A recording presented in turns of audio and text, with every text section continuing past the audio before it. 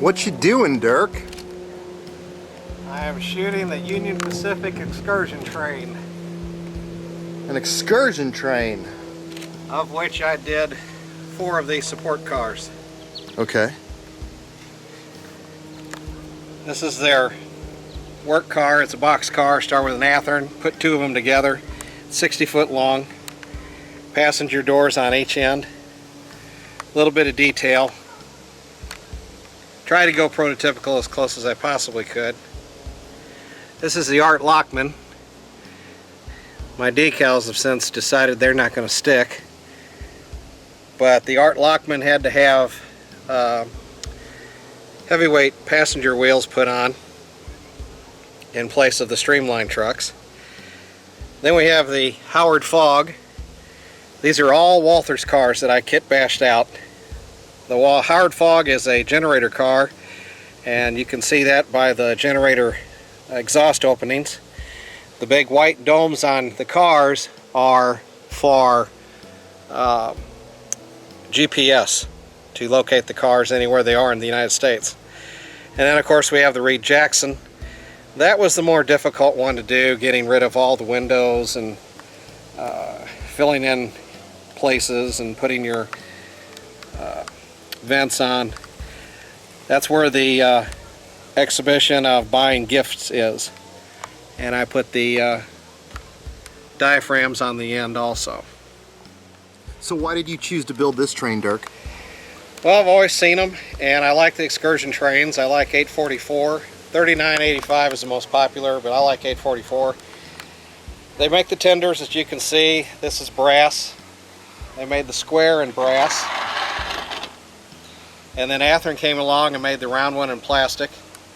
But nobody made the support cars.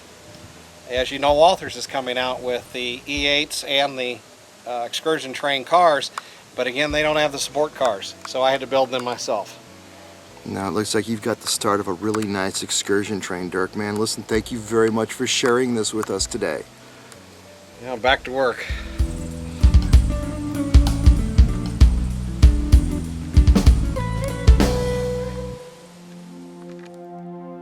Yeah, I think you can see maybe where this shot's going. Copying an old photo that I did about 16 years ago. I sold it to Walthers and sold a copy to Kalmbach. It was just a feel-good photograph where the grandfather and the children were running as they brought the Christmas tree up to the front porch and the train was going by in the background. It was just a feel-good seasonal shot. Well, here, 2013 now. I'm gonna put it together again. I'm gonna mirror it, do it the opposite. It's a rather complicated shot to do because the shot's got multi-levels, multi-depths in it. If you look, I've got the mountain range, the trees, the foreground hill, and then the farmhouse. And as we swing around and look at the shot, you can see the power supplies, the length of the diorama so that I can have the train running through, the mountains, the background light, and then the background moon that had to be painted. So it's a multi-dimensional shot, many layers to create the shot. Now the power supplies, the blue Bachmann power pack controlled the farmhouse, the DCC system allowed the train to move. I've got another power supply for powering the truck, and the scene had to be built with extra extensions just to get the videography. That was new, not just still photography, but video. Here's a small power supply that's powering the headlights in the pickup truck that were 1.5 volt bulbs. Then as we go back, you can see the light. The light had to be lit for about 15 seconds. The farmhouse had to be lit for, I want to say, about a minute, and the pickup truck had to be lit for about 3 minutes. So I had to do multiple exposures on this shot. Now as you see, when we pull it together, you can see the setup. I put the farmhouse there, the Christmas tree getting drug up the front porch, and here's how the final shot came out. It's a beautiful photograph. And of course, I had to do video on it. And so here's a shot of the video.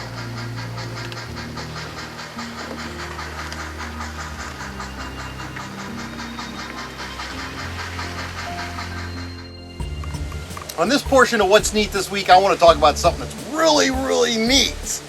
And that's the new Sound Traxx Sound car decoder that they came out with. It's in the Tsunami Lounge and Sound Traxx decoders, and what it is it's a decoder that you put in your freight car. And it doesn't matter what type of freight car that you put it into, as long as your wheels have got electrical conductivity, so that you can get electricity up from the track into the decoder. Once you've done that, you've opened up a whole new realm of possibilities that we could never do before with still freight cars. And that is, you can get the sound of the train running and have the flange squeal sound effect. You can have the sound of flat spots. If you program the decoder, it's got that capability where just one car can only have flat spots in it as it goes past you in the consist. You can also work with this and have the sound of cars coupling together, so that when you push a certain button on your throttle, you'll get the coupler sound of it going together, the air airing up in the brake lines, and then also it's got the sound capabilities where you push another number on your throttle and you'll get the sound of the freight cars pulling apart with the air hoses releasing their air sound as the cars pull apart, just like the prototype. It's all in them. But there's one other really cool feature that I see in this decoder that they've created that I'll bet you're going to see in every single decoder that comes out in the future. And that is something that Sound Traxx calls intelligent consisting. And what that is, let me give you a scenario for example. Let's say you've got 5 or 6 of these sound cars in your whole train, and you've got to program each decoder individually to consist with your locomotives, so that when you throttle up your train, the sound effects will then start in the cars. The clickety-clack sound of the wheels, for example, crossing over joint bars. That sound is timed with the speed of the locomotives. So if you were to consist these cars with the engines and you throttled up, you'd get the same clickety-clack sound that would match the speed of the train. And that's really cool, but here's the thing. The magic is this. Intelligent consisting in these cars allows you to do something that we could never do before in the hobby. And that is, you take a magnet and you simply wave it over the top of each car, okay? And as you do that, you push F8 on your throttle 4 times, which causes the cars and the locomotives to automatically find each other on the main line, and you don't have to push buttons, you don't have to consist each car individually. You simply wave a magnet over the cars, and then the cars will locate the engine when you push F8 4 times. That's called intelligent consisting. And I could see all locomotives at some point, their decoders having that feature, where decoders could simply find themselves on the layout to run together as a consist, rather than to actually manually program each one. If you were to sit here and program, say, 5 or 6 or 7 boxcars into a consist at one time, you're probably looking at 15 minutes of programming time. And that's all avoided now with the simple wave of the magnet.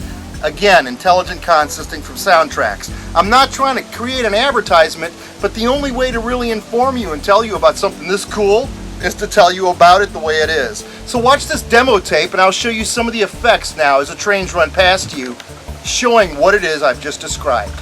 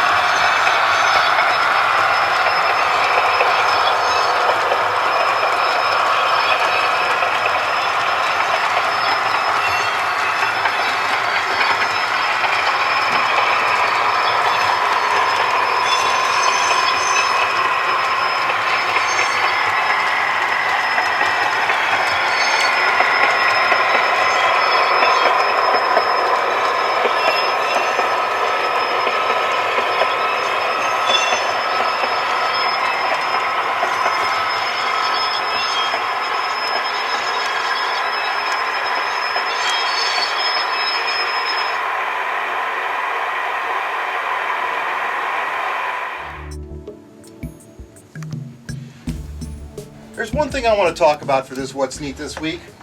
A fun subject that a lot of people always discuss on the internet, and I've seen it a time or two, is workbenches. Workbenches, and what does your workbench look like? Well, after building models, I want to say for the last 40 years, I've come up with a design that I created out of 2x4s, out of the functionality of need. What tools do we use all the time? How many electrical outlets do we generally need for those tools? What is it that we need within the peripherals of our finger for immediate model building? I'm not talking about going to the heavy construction workbench where you're going to cut out bridge piers on the table saw. I'm talking about where we're replacing Katy couplers, or I'm scratch building buildings or laser kits or something to that effect, where I've got to have an intimate workspace where I'm within reach of every tool that it is that we pretty much use. And over the years, these are the tools that we regularly use all the time, and not very much more than this when it comes down to it. You've got screwdrivers, pliers, wire cutters, and files, and paintbrushes. Between that and the calipers and the tweezers and the glues, those are essentially the 6 departments of tools that you pretty much use to build models. And so that's why I've got them lined up in plexiglass holders at the ready at a moment's notice. But another thing that I've discovered, it's not just the model building. I've discovered that my workbench is the nucleus and the center for where I conduct business. So I've got my spray booth right next to the workbench where I can sit there and paint. I've got my programming track for my DCC system on the workbench so that I can just plug in my systems and turn them on, and I've got Decoder Pro ready at the willing to do programming for my DCC system on my programming track. So my workbench doubles as the power nucleus for my entire train layout, where I've got my system set up and ready to go at a moment's notice for test running locomotives, for getting scenes ready for videography, anything that I might need, I can do it from right here. I've got my internet, I've got Decoder Pro, my programming track and capabilities are in the program, and for heaven's sakes, yes, I've even got a telephone so I can stay in contact with the outside world on an old-fashioned landline. So between all of that and the ability to simply build models here in this centered environment, I've got my power supply, I've got my soldering iron ready at the willing to reach any project that I need. So I don't have to move things around and plug them in. I've built outlets. I've got 12 gang boxes where this workbench is wired in to the wall with a 9-foot long cord, an umbilical cord for all intentional purposes, that connects the DCC system to my layout, that connects the regular DC throttle to my layout, that allows me to do programming on the main line with the computer and run the layout with the computer.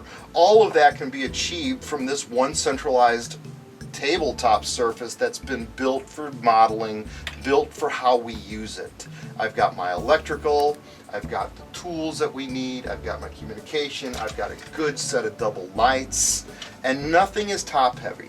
Everything's been designed with heavy 2x4s where I kept the center of gravity of weight as low as I could so that the things on top don't teeter-totter backwards and cause the bench to flip backwards. Even the weight of the trash can is built to be supported by the table itself so that everything moves together with no top heaviness. Katy couplers, Dremel motor pool, tool parts, all the things that are necessary for the immediacy of small model building are just right here without any drawers. It's an open design. The only downside is you've got to keep it dusted. You've got to keep it clean down here, which I do often. But if you want to design a workbench that's functional to model building, follow my lead on this one. I've got 20 years of use out of this and it works.